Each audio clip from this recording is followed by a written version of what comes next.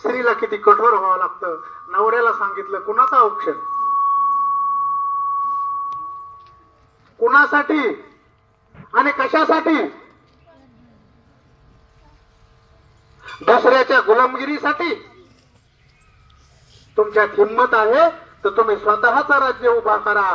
आणि ही ठिणगी त्या दिवशी शहाजी राजाच्या डोक्यामध्ये भिडली. तिथून पुढे शहाजी राजा हयात असताना 4 वेळा त्यांनी स्वराज्य स्थापनेचा प्रयत्न केला, पण तो अयशस्वी झाला. तरीही ते स्वप्न जिजाऊने ठरवलं की मी माझ्या मुलाकडून पूर्ण करून घेईल. आणि मुलगा झाला. ती धावपळ, ती पळापळ, हे सगळं कारण